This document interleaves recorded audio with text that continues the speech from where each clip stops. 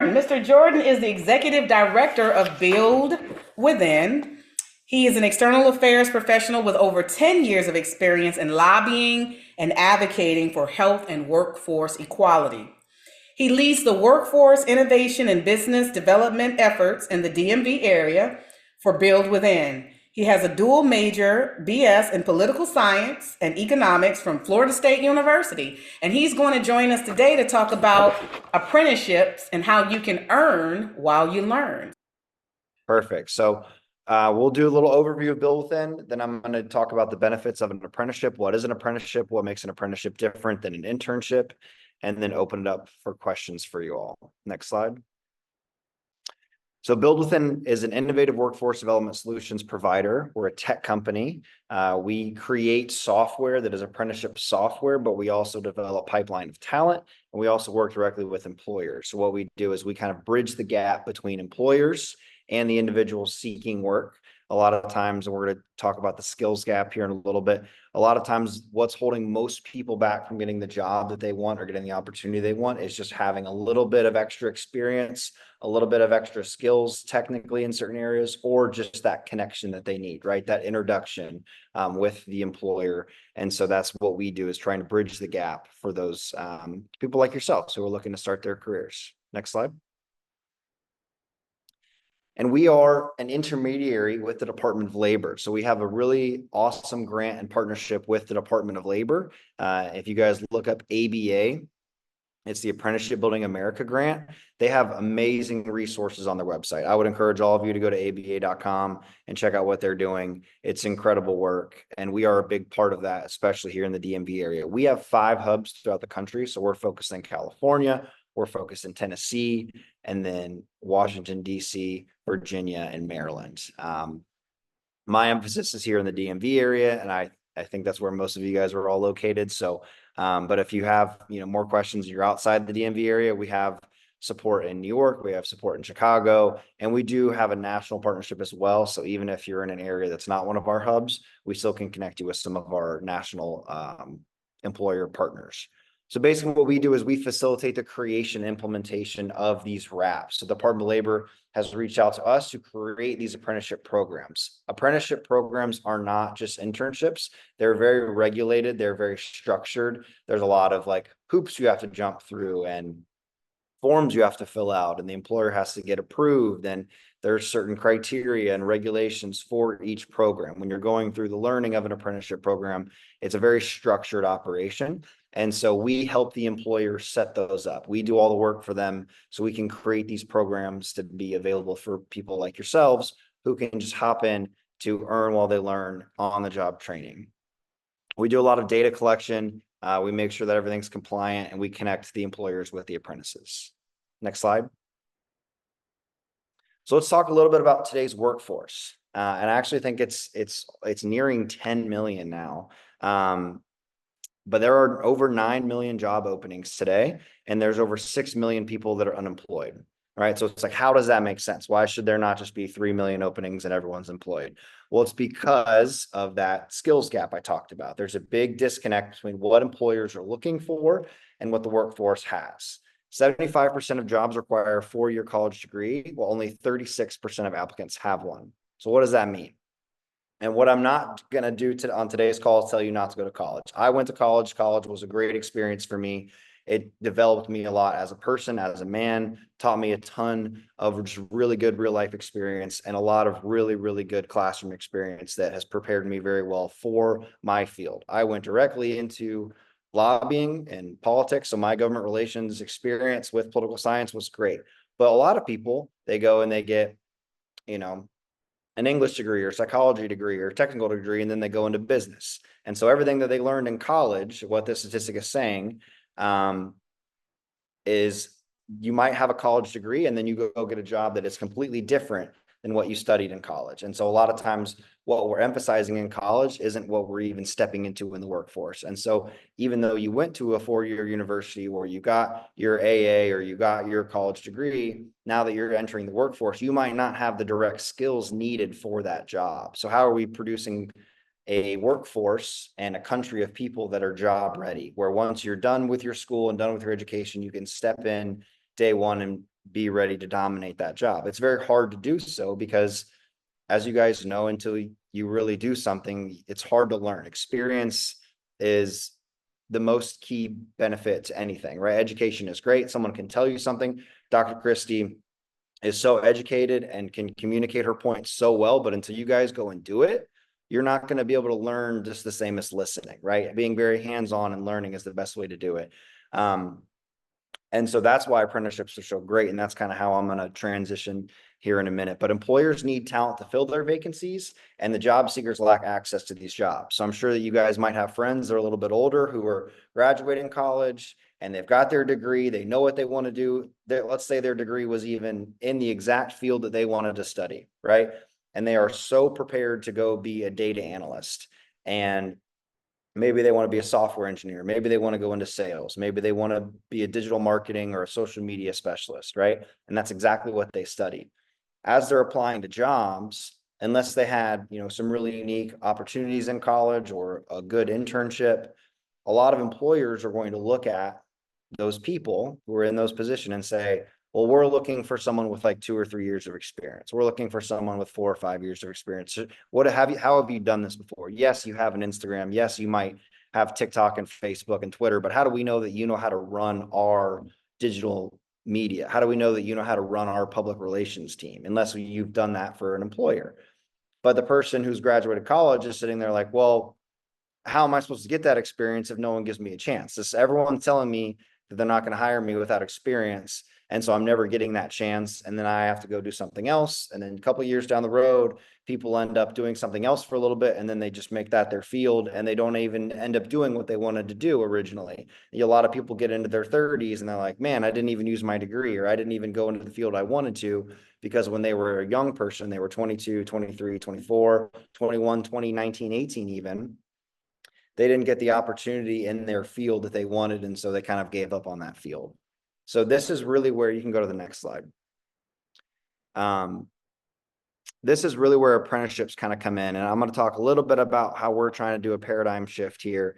As you can see, the millions of openings, employers are struggling to find candidates. There's a significant pool of untapped talent, right? So like I was just talking about, this person who maybe wanted to be a digital marketing specialist doesn't mean that they weren't talented. It doesn't mean that they didn't have the culture fit. They didn't have the right personality, the right work ethic, everything that you would want in an amazing employee to go crush that job, but they just didn't have that experience. Doesn't mean that they're not talented, doesn't mean that they're not skilled. It's untapped talent. And so those individuals are willing to devote their personal time to pursuing further education, but they now might have the experience. Next slide. And so apprenticeships, as we can talk about, is the career pathway that really kind of bridges that gap. And so for those of you who want to go to college, highly suggest it. You can do an apprenticeship after graduation, or sometimes even while you're going to school. But for those of you who might not have college as an opportunity, apprenticeships is a really unique way to also gain experience and also gain education. So what an apprenticeship is, as you guys can see on the slide, it's an industry-driven, high-quality career pathway where employers can develop and prepare their future workforce. But what that means for you guys as the workforce, as the apprentice, you are getting on-the-job training and you are working full-time. It's not part-time. It's not an internship. It is a paid, you are working full-time job. And like Dr. Christie mentioned, it is earn while you learn. So you're also doing RTI learning. And that's where companies like Build Within or the Department of Labor come in hand, where we have our software and our programs that guide you through the instructional learning that you need if you want to become that digital marketing specialist. Let's say you want to become, you're really passionate about cybersecurity. You're really passionate about insurance, or you're really passionate about business.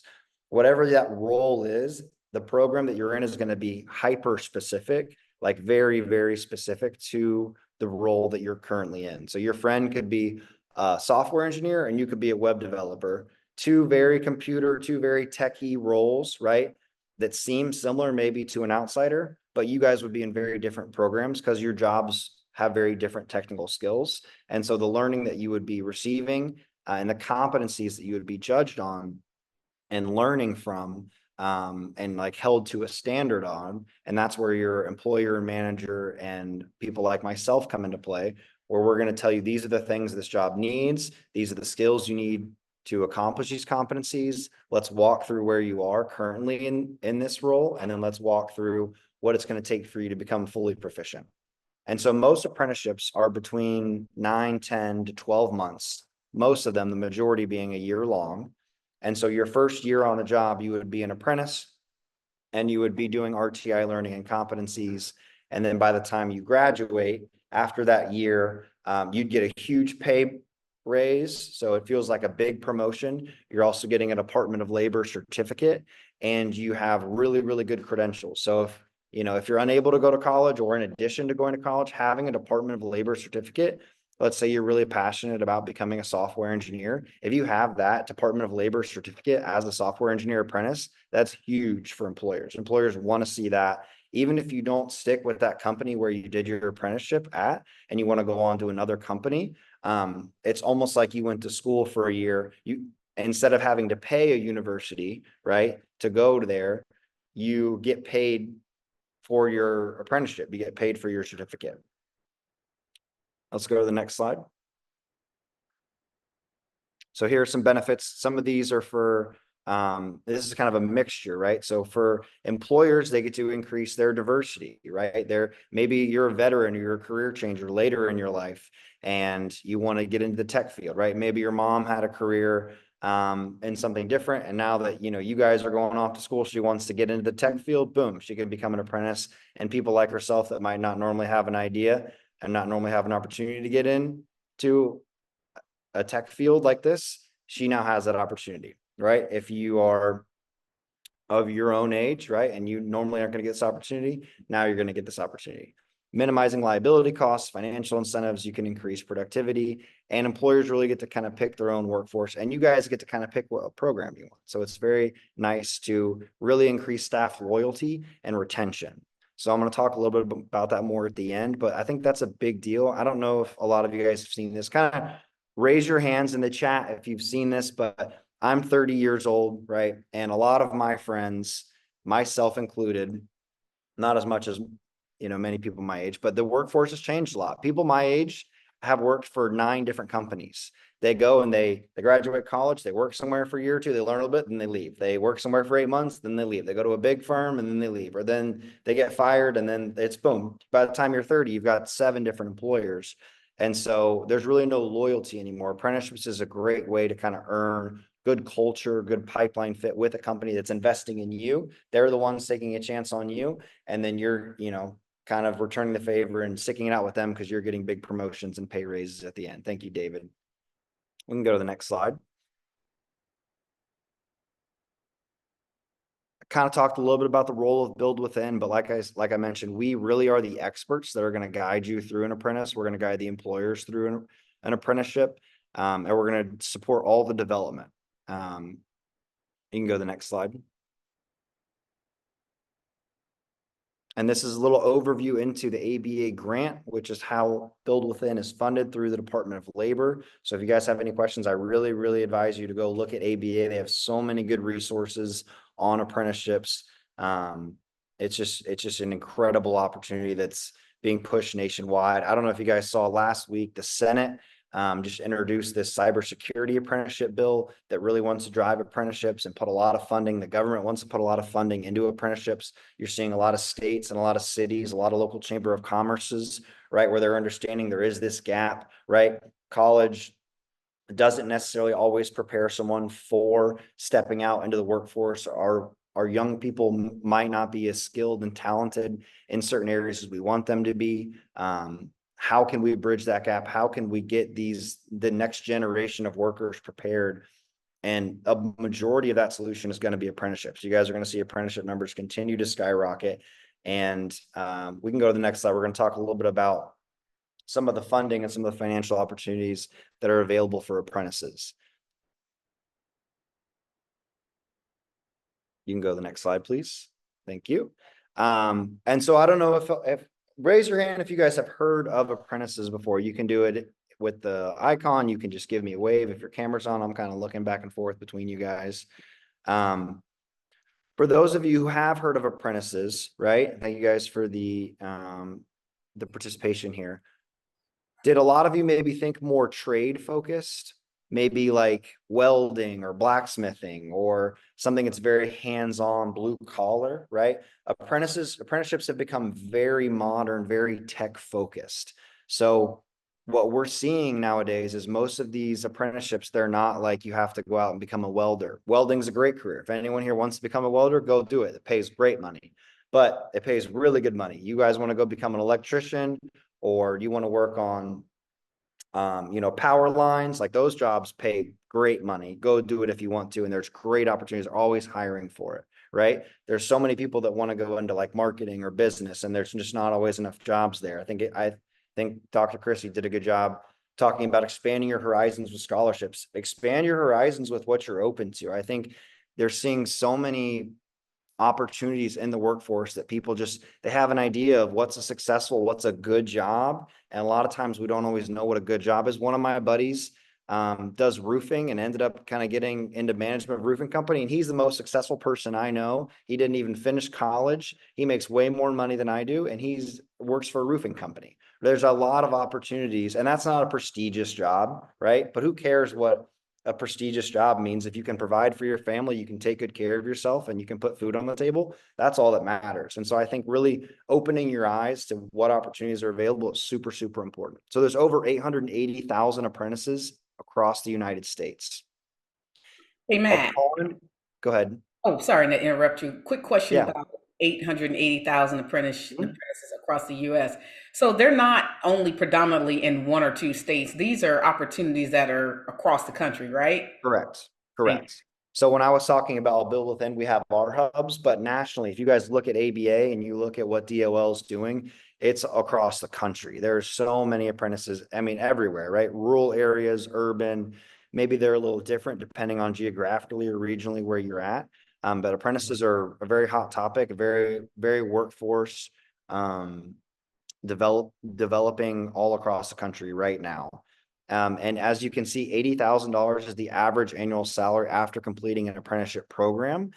That is just that's at the end of year one. That's not after year 5. That's not after year 10. So the average annual salary, 80,000, that's much higher than a lot of average annual salaries of people that, go into communications or go into a business role after school. And I think I want to be very clear, right?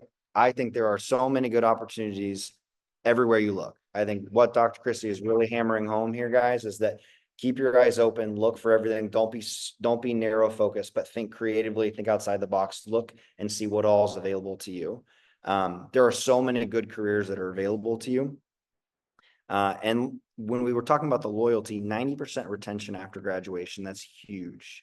That's huge. So what an employer is seeing is they're seeing your growth, right? If you guys ever worked somewhere and you didn't know a lot, but you really bought in, or you had a team member that just really wanted to learn and they bought in, they were so hands-on. After a couple months, they got a hang of it. You love that person. You like having them there. You want to work with them and they're good energy. That's kind of the culture of apprenticeships. It's a hands-on, it's a team focus, it's a growth, it's a learning. It's not, like haughty toddy and you're showing up day one, very like, conceited, and people are like, it's not like, oh, I went to Harvard, look at my status, I'm smarter than you. It's very much, we're all here to learn, we're all here to grow. Let's kind of get in the mud together and grow this company and grow what we're doing and win as a team. And I think that's the most successful way to grow in general. And so companies and employers that are using apprenticeships are seeing really, really good retention rate. As you can see, the lifetime earning advantage is over $300,000 for people that go through an apprenticeship versus people that don't. So I'm gonna say that again, over a lifetime, people that go through apprenticeships on average earn $300,000 more than people that didn't go through an apprenticeship. And there's over 25,000 different programs available through ABA. So like Dr. Christie was just talking about, guys, this is across the country. So whether you want to go into insurance sales, you want to go and be a restaurant manager or hospitality, or you want to go be a software or cybersecurity analyst, or you really passionate about AI and all the new technology platforms we're seeing and all the new tech that's out there, you want to get a tech apprenticeship, there's a program. And so when I say program, what I'm saying is that is your individual kind of track that you would go. It's the education with the competencies. You have online learning, you have online software. kind of like the way you have online school, right? If you guys have any college classes online, you're going to have your own portal with resources and tools and education and learning and videos to watch and everything like that. That's what the programs are, and they're very specific towards the role that you're in. We can go to the next slide. So these are some examples of apprenticeships. All of these apprenticeships are we actually have a Build Within, but like I said, there's 25,000 across the country. We have up to, I think, 32 at Build Within, and I just listed some of our most popular here. You guys can kind of take a peek. If these jobs are kind of jobs you're looking at Build Within, like I mentioned, we are a tech company, so most of our apprenticeships aren't, in welding or in power line work or in construction. Most of our apprenticeships are very tech focused. So if you guys are passionate about technology, Build Within could be potentially a really good fit for you one day.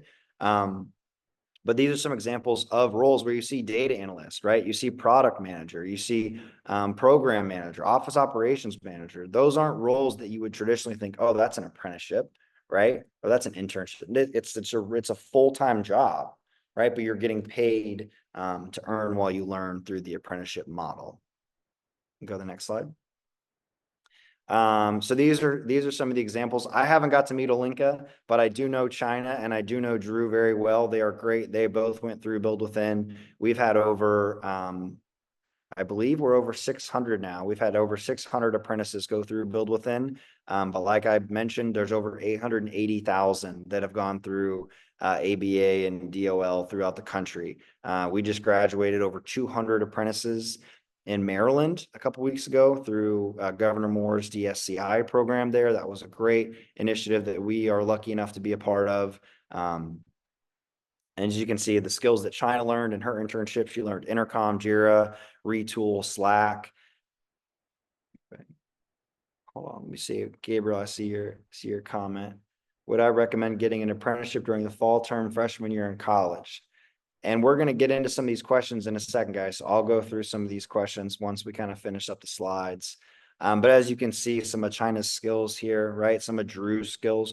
So we actually hosted, and Drew and China both work at Build Within full time now. So we kept them on after they finished their apprenticeships.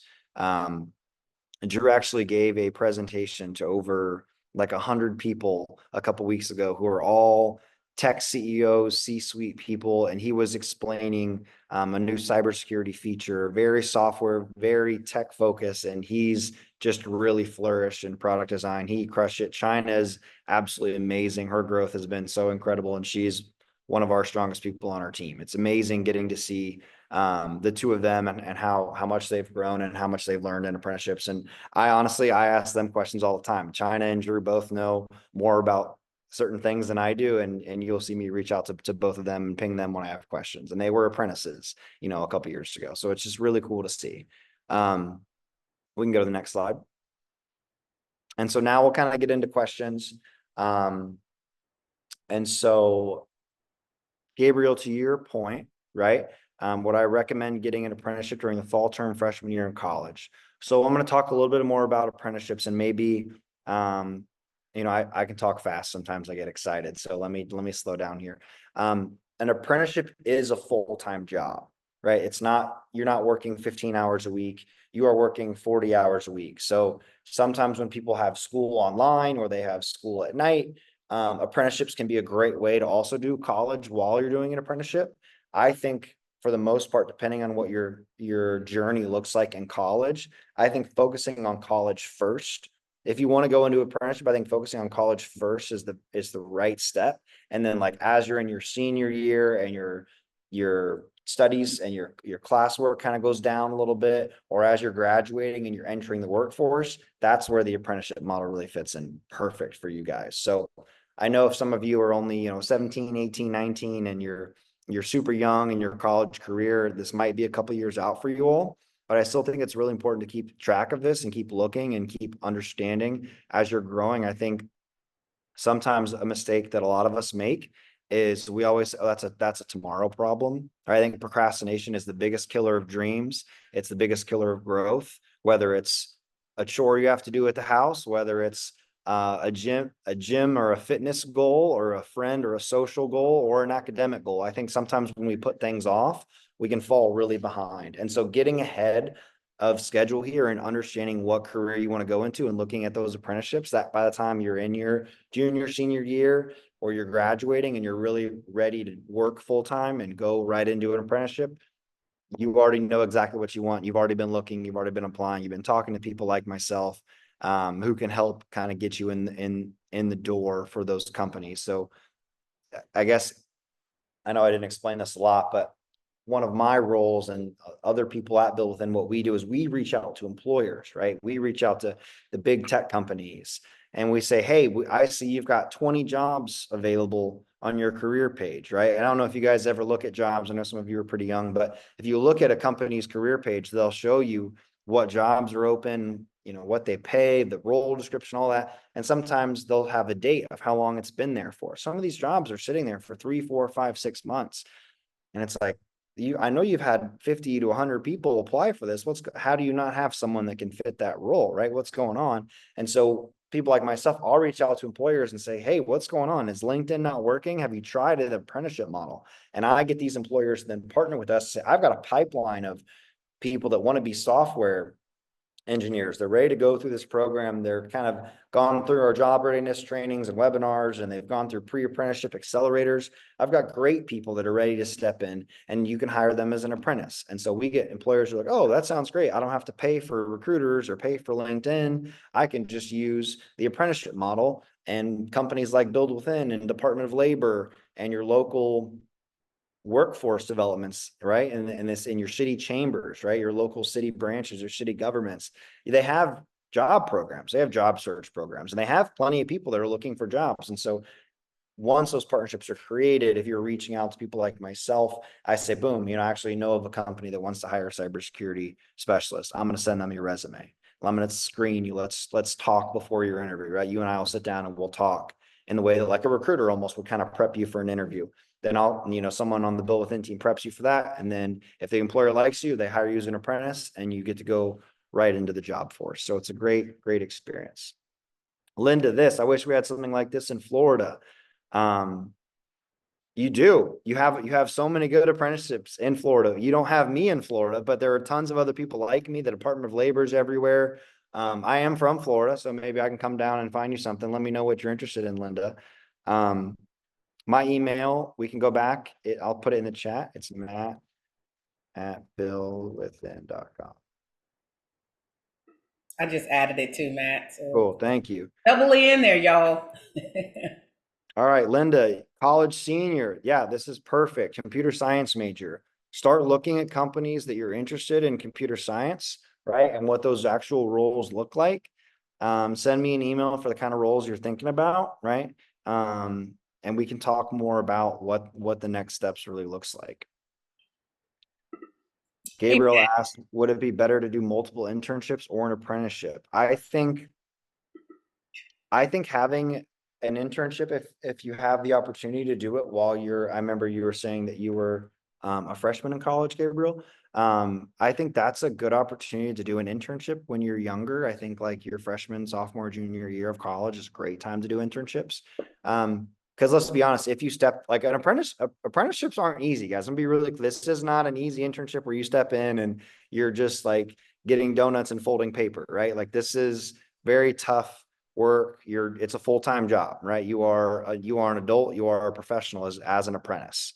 And so if you never had any office experience, if you've never had any real work experience, I think an internship can really prepare you for that. But that's also why Build Within, that's why we do job readiness programs. That's why we do webinars and we do accelerators before you start your apprenticeship, right? People like myself and my colleagues, our role is to prepare you to step in day one and crush it. Hey, Matt, question for you. Mm-hmm. I want to make sure that it's crystal clear for those young adults who are on, or parents who have young adults who they're interested. Can you concisely share the approach? It sounds like they should kind of have an idea of what kind of career field or companies that they're interested in working for, and then come to you for assistance. But can you clarify the path to getting connected with an apprenticeship? For sure. And good point. Happy to do that. So applying for an apprenticeship is kind of like applying for a job, right? An apprenticeship is a job. So in the way where most of the time people don't just call you saying, hey, I want to hire you, you kind of got to go look for it. You kind of have to go apply. It's kind of the same thing, right? So an apprenticeship is a job. It's just it's structured differently than the way a regular term employee would be, because you have the RTI learning and you have the competencies, the on the job training, right, while you're going through the role. That being said, there are companies like Build Within. There are resources like the Department of Labor, like ABA, big companies that are looking for people like yourself, and they'll reach out to you. But I think the best advice I can give you is to do your own research and look for what you want to do, right? So um, the young lady who mentioned that she wanted to be, I meant you were a computer science major, right? Well, computer science major is your degree, right? So what is that? What role do you want? Do you want to be a front end developer? Do you want to be a back end developer, right? Do you want to go into cybersecurity? Do you want to go into data analyst work? Do you want to be a project manager, right? So do you want to build apps, right? Do you want to be IT help desk and help people navigate their systems, right? Well, so once you know what role you're looking for, what kinds of roles, maybe multiple roles you're looking at, start looking at companies that are hiring for those roles, right? Some of them might be apprenticeships, some of them might not be. Once you know those roles, reaching out to people like myself, where we can then plug you in with some of the right fits, it's good. And we don't always have hundreds of available jobs. Sometimes it's a work in progress, and you and I will talk, and I might not have anything for you for a month or two or three, but it's about pointing you in the right direction and about getting you in those conversations with these employers. And then when those jobs open up, having you in the system where I can be like, hey, I've got somebody that wants to hire for this role. And I remember you said this would be great for you, and I feel like this would be a good fit. What do you think? People like myself reaching out to you is kind of the way you do that. And it's not just Build Within, right? I think I'm the apprenticeship expert who gets to talk to you guys in general about apprenticeships. I'm not just trying to sell you on Build Within as a company. I'm trying to open up more people to these great opportunities that are out there, and making sure that you guys understand that you don't just have to do the traditional route. You can be a little creative, you can be a little innovative. And most of the time, as you saw with those statistics, if you go the apprenticeship route, it's going to work out better for you anyways. And so just learning more about apprenticeship, seeing what's available to you all, looking at ABA, reaching out to myself for more resources, but figuring out what you want to do with your career, and then finding the best vessel to get there. Those next steps look like doing your research and looking up companies that are hiring for those jobs, understanding what kind of company you want, whether, a lot of apprenticeships aren't remote work either, right? You're not always finding a bunch of remote apprenticeships. Some of them are, but most of them are going to be like in office, working with your manager, seeing your manager. So depending on what kind of work you're looking for, just understanding more about apprenticeships and then reaching out to those employers that are hiring for them, or working with companies like Build Within, or like, resources like the Department of Labor, reaching out to them and saying, hey, I've seen this program. How do I apply? Or how do I get in?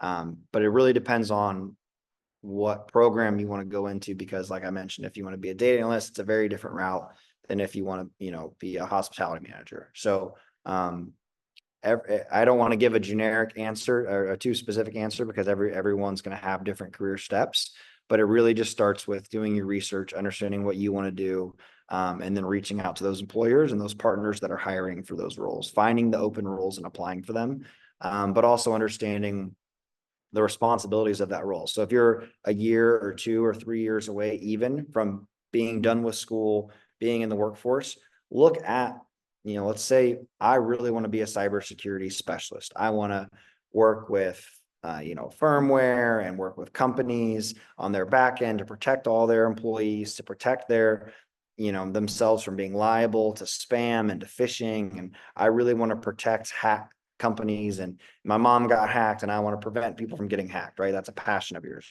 Understanding what those roles and what those responsibilities of a cybersecurity specialist are, and then learning those things, right? So you're not just understanding what it takes, but you're becoming what it takes. And so when you're going to apply, you already have the skills, you're already certified in certain trainings, and you have all the clarifications that you need to step into that role day one.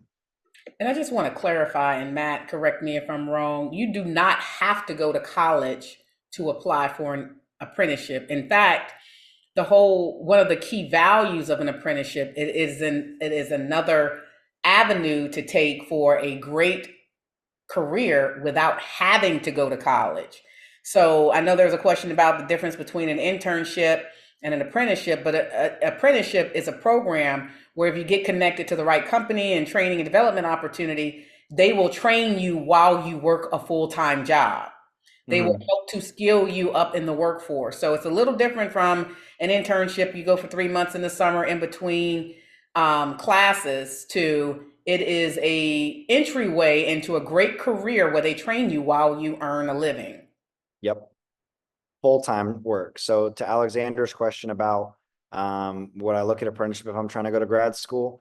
I don't think you could do grad school and an apprenticeship. That would just be way too much on your plate because an apprenticeship it's a full-time thing, right? And trying to do two and grad school is a full-time thing. Trying to do two full-time things is just really tough.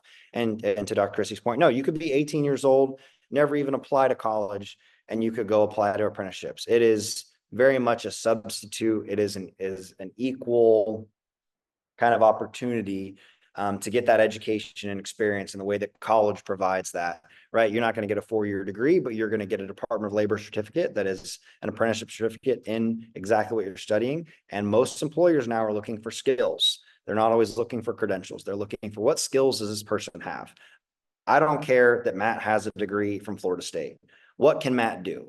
That's nice that Matt has this piece of paper. What is Matt capable of doing? What skills does Matt have and why is Matt hireable? That's what employers think when they look at me. They don't care that I have a college degree. College degrees are great. Some employers require it for certain roles, but when an employer is meeting with me and I'm looking for a new job, the first thing they care about is what skills does Matt have and what can Matt do if I hired him for this role?